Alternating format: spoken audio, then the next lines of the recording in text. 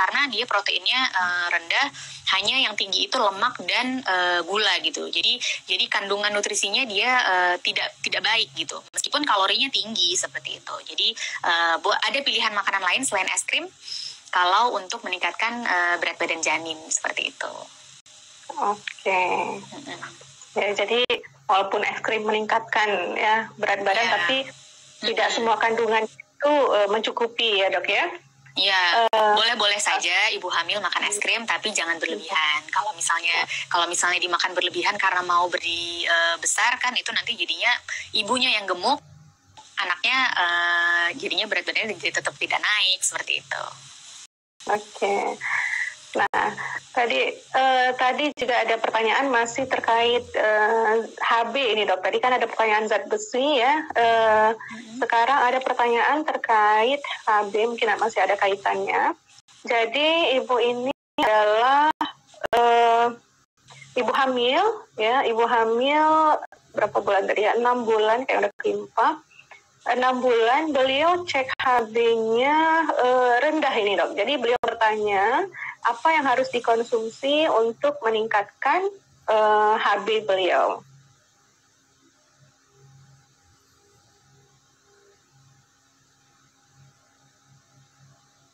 Ya. Pertanyaannya sudah banyak. Oke. Ya, jadi ya tadi terkait zat besi ya. Oke, dan tadi tertangkap pertanyaannya? Agak putus-putus tadi kayaknya. Oke. Nah, jadi pertanyaannya masih terkait HB dok. Ya. Jadi ini adalah ibu hamil ya. Jadi ibu hamil kalau nggak salah tadi usia 6 bulan ya, sudah tertimpa di atas.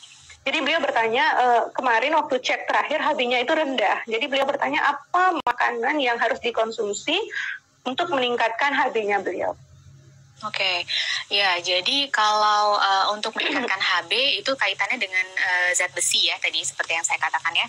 Jadi kalau untuk bahan makanan sumber zat besi itu yang tinggi misalnya sebenarnya yang paling baik adalah dari bahan makanan sumber protein hewani karena itu zat besinya yang lebih mudah diserap dibandingkan dengan zat besi yang terkandung pada bahan makanan sumber nabati seperti sayur-sayuran gitu. Jadi kalau untuk meningkatkan HB saya lebih menyarankan untuk konsumsi seperti daging merah, hati ayam seperti itu. Kemudian telur juga bisa, tapi yang paling tinggi itu yang paling tinggi tadi daging merah dan hati ayam gitu.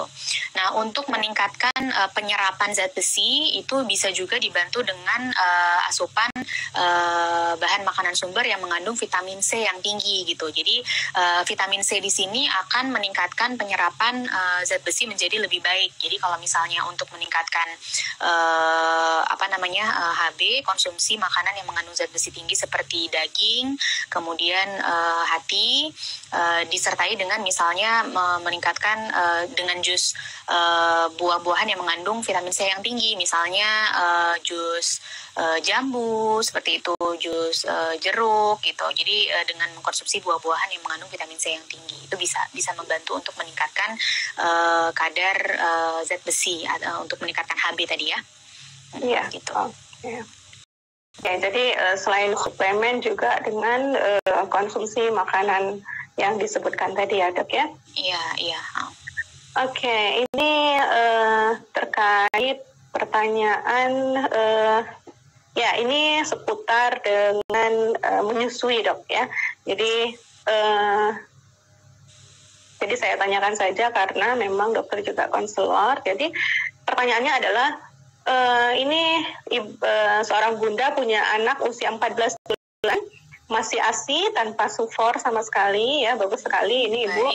Kemudian sekarang dia mau makan ya karena sudah 14 bulan tetap dan menyusui masih, tapi menyusuinya hanya di sebelah kanan saja.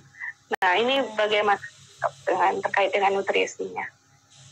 Nutrisi ibunya maksudnya? Ya terkait dengan asupan ke bayinya, apakah kalau di kanan saja tercukupi dan kira-kira bagaimana untuk agar bayinya mau di kiri juga, ini pertanyaannya sebenarnya. Oke. Jadi bayinya sudah 14 bulan ya? Iya, Sudah 14 bulan. Jadi selama 14 bulan dia menyusui hanya di sebelah kanan selama 14 bulan. Nah, ini tidak disebutkan apakah selama itu atau memang hanya beberapa bulan terakhir, itu tidak disebutkan. Oke, jadi kalau misalnya pertama untuk kecukupan nutrisi dulu ya. Kalau dia hanya menyusui dari sebelah kanan, apakah kebutuhan nutrisinya tercukupi bayinya seperti itu. Jadi kalau melihat usianya, bayinya kan sudah 14 bulan, artinya dia sudah di atas 1 tahun. Sudah mengkonsumsi makanan pendamping ASI, di mana pada usia 14 bulan ini kebutuhan ASI itu sudah tinggal 30%. Di atas 1 tahun itu kan sudah tinggal 30% gitu. 70% kebutuhan energi anak pada usia ini harus dipenuhi dari makanan MPASI, makanan pendamping ASI. Jadi untuk kebutuhan nutrisinya ya nggak, sebenarnya ASI dari sebelah kanan aja untuk mencukupi 30% itu saya rasa masih tercukupi, asalkan anaknya mengkonsumsi makanan pendamping ASI yang lengkap, bergizi seimbang, yang cukup untuk memenuhi kebutuhan sisa 70%-nya tadi, seperti itu.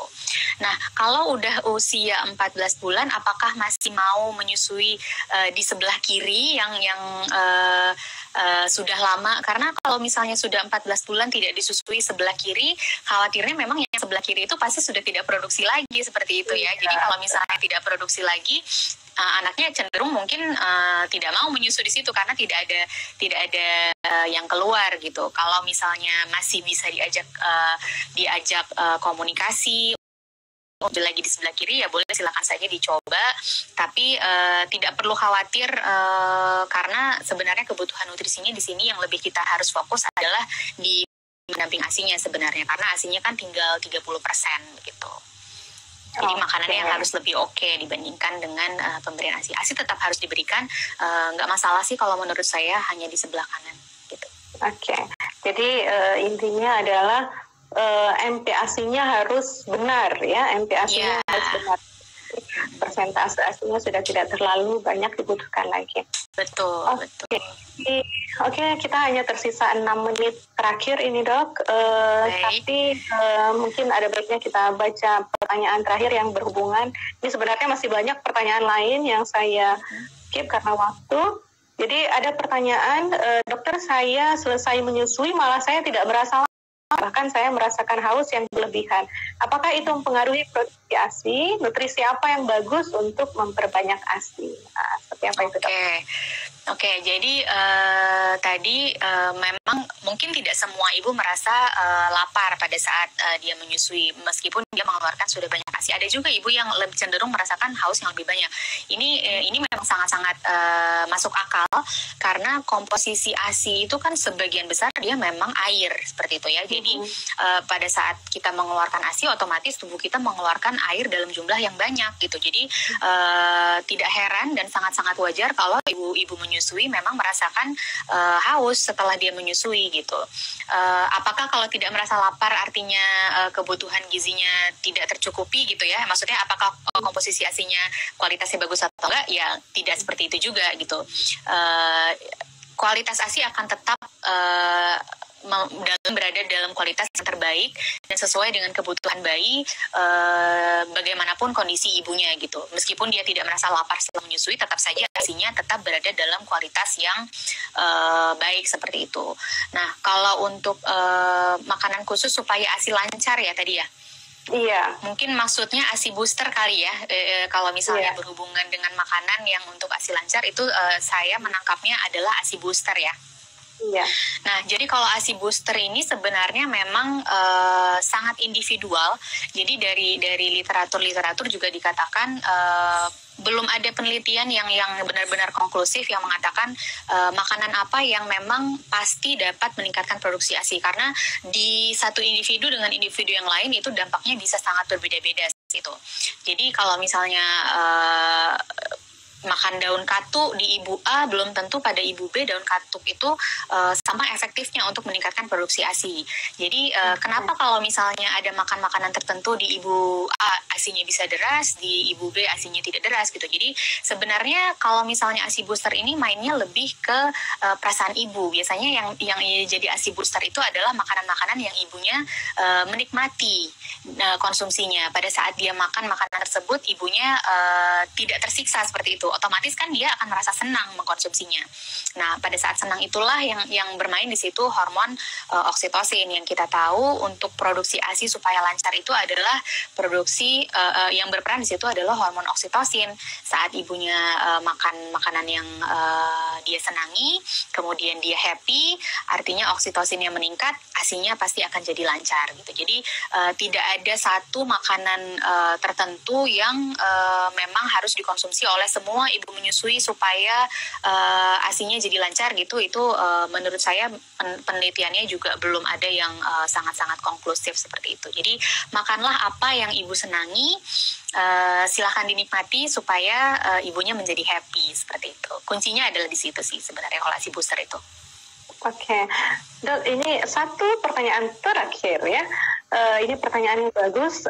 Dokter, saya hamil masuk 7 bulan dengan bayi kembar, tapi saya nggak bisa minum susu hamil karena kalau setiap minum susu saya diare. Jadi selama ini saya hanya konsumsi makanan saja.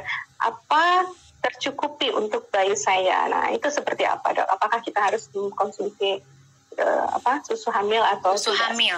Oke. Jadi sebenarnya begini, yang namanya susu hamil itu bukanlah suatu kewajiban ya.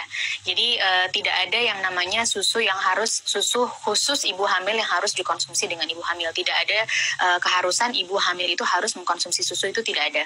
Jadi kalau misalnya ibu tidak bisa mengkonsumsi susu, tidak masalah, sama sekali tidak masalah, asalkan ibu bisa mencukupi kebutuhan nutrisi dari bahan makanan sumber yang lain gitu. Jadi jangan khawatir kalau misalnya tidak minum susu hamil terus nanti takut kondisi atau zat gizinya tidak tercukupi, tidak usah khawatir gitu. Jadi karena memang susu hamil itu kan juga sebenarnya sama aja dengan susu-susu lainnya, hanya saja mungkin dia ditambahkan dengan difortifikasi dengan vitamin dan mineral yang lebih khusus untuk ibu-ibu hamil seperti itu. Jadi mengkonsumsi makanan yang lain selain susu pun sangat-sangat boleh seperti itu. Jadi jangan takut kalau tidak bisa mengkonsumsi susu hamil karena tidak ada kewajiban gitu. Jadi hukumnya tidak wajib.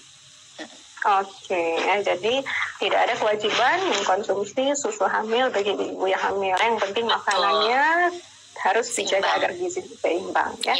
Oke, terima kasih banyak dokter. Sudah banyak sekali pertanyaan yang masuk, walaupun ada beberapa yang harus kita skip karena waktu juga. Mungkin di menit-menit terakhir ini kami meminta dokter 1 menit terakhir, minta dokter untuk closing statement. Mungkin ada yang ingin disampaikan sebagai penutup. Silakan. Oke. Jadi kalau sebagai penutup, saya mungkin bisa menyampaikan di sini untuk kebutuhan nutrisi ibu hamil dan menyusui itu memang terjadi peningkatan kebutuhan di situ, baik ibu hamil maupun ibu menyusui membutuhkan energi yang lebih banyak dibandingkan dengan wanita yang tidak hamil. Nah, kebutuhannya itu dicukupi dengan pola makan yang bergizi seimbang. Jadi setiap kali